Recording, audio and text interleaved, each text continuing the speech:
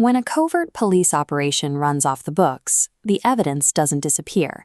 It leaves a trail of administrative fractures. This document is a misconduct report from the Independent Police Investigative Directorate, or IPID. Its focus is case reference CCN 2022-070130. It names two specific targets for negative disciplinary recommendations: Major General W.P. Rode and Constable H.H. Ricoto. The investigation was triggered by a theft of cash following the sale of animals at the private farm of South African President Cyril Ramaphosa. Following this theft, the standard procedures required by law for police officers were immediately abandoned. What emerged instead was a shadow investigative structure. This occurs when official state personnel and resources are redirected to handle a private matter entirely off the official record. Instead of opening a standard docket and assigning an official investigating unit, a shadow operation was launched.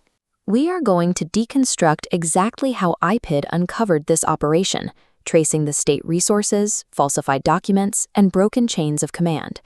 We will do this by comparing the official bureaucratic paperwork filed by the officers against the actual boots-on-the-ground facts gathered by IPID investigators.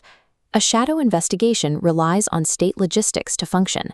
Because of that, it inevitably leaves administrative anomalies, making documentary forensics a primary method for uncovering official misconduct. The breach of protocol started the moment Major General Rode was informed by the president about the missing money. According to Section 13, Subsection 2 of the South African Police Service Act, any member who becomes aware of a prescribed offense is legally required to inform their commanding officer as soon as possible. Major General Rode failed to register a case docket for housebreaking and theft. Keeping an operation off the official record requires intentionally circumventing the chain of command. In 2020, as head of the Presidential Protection Service, Major General Rode reported directly to National Commissioner General K.J. Sithole, but Rode diverted his reporting line, claiming he took instructions from the late Lieutenant General Mfazi instead. IPID investigators confirmed that National Commissioner Sithole was completely unaware of the security breach at the president's farm. He only learned about the allegations in the media after he retired. Rode claimed Mfazi instructed him to gather preliminary information. IPID determined that proceeding with this investigation without notifying his immediate line manager constituted carrying out an unlawful instruction. Bypassing the National Commissioner and failing to open a docket is the necessary foundational step to establish an untraceable shadow operation. With the administrative safeguards removed, the operation moved to the ground in early March 2020 at the Phala Phala farm.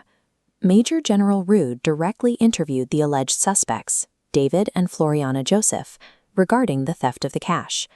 During these interviews, an unidentified individual, referred to in the report only as Mr. Nick, arrived at the farm. Mr. Nick brought another suspect with him. This suspect's hands were bound behind his back with cable ties.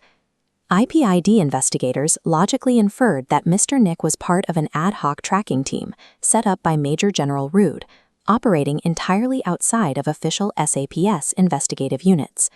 These actions triggered a formal response. The mother of the suspects opened a kidnapping case at the Bella Bella police station. Shortly after opening the case, the mother and both victims returned to the station and submitted statements withdrawing the kidnapping charges. 2 years later, IPID investigators traveled to the family's residence to confirm the events surrounding the kidnapping docket. They found the family extremely apprehensive. The mother and daughter denied any knowledge of the kidnapping case, and even denied meeting with the police captain who had recorded their withdrawal statements. The South African Constitution guarantees specific rights to individuals who are detained or accused of an offense. Major General Rode claimed he read the suspects their rights, but could not specify which rights or how they were applied. Without the oversight of an official docket, intelligence gathering happens in a legal vacuum, where suspects are detained and questioned outside the protections of the Constitution. The tracking of the suspects quickly expanded from the rural farm to the city of Cape Town. To execute this next phase, the officers engaged in documentary dissonance, the deliberate falsification of administrative records to conceal their operational reality. Let's look at the gap between what SAPS officials claimed and what they were actually doing. Rode authorized Constable Ricoto to travel to Cape Town for an 8-day trip. The official paperwork cited the purpose as attending meetings with the Office of the Presidency. This travel request was approved during the height of the COVID-19 pandemic, a period when strict regulations explicitly discouraged physical contact meetings. The operational reality was completely different. Rakoto's own handwritten notes confirm he spent those 8 days conducting surveillance, confirming the addresses of the individuals suspected of stealing the president's cash. When IPID investigators asked Constable Rakoto to provide minutes or attendance registers for his supposed presidential meetings, he could not provide a single document. The misuse of state logistics extended beyond just travel for surveillance. It included deploying personnel across the country for menial tasks.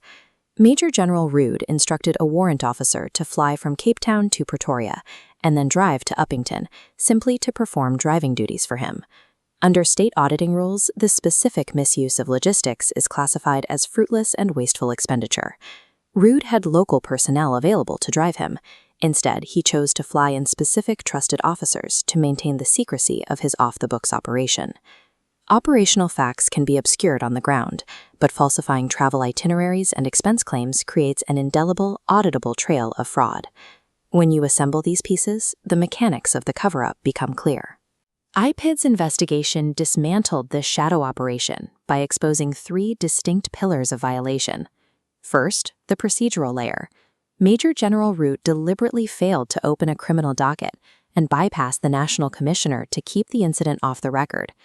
Second, the operational layer. An ad hoc ground team was deployed, resulting in the use of cable ties and the unlawful interrogation of suspects. Third, the administrative layer. To fund the pursuit, officers submitted falsified travel itineraries for phantom meetings, resulting in the wasteful expenditure of state funds. Together, these 3 pillars collapse into a single, unavoidable conclusion for the officers involved. This document is a negative report, carrying a direct directive to initiate disciplinary action. IPID concluded that senior SAPS members systematically concealed a crime in order to execute an off-the-books tracking operation. The IPID Phala Phala report demonstrates that internal documentary audits remain the most effective way to reconcile official claims against actual police conduct.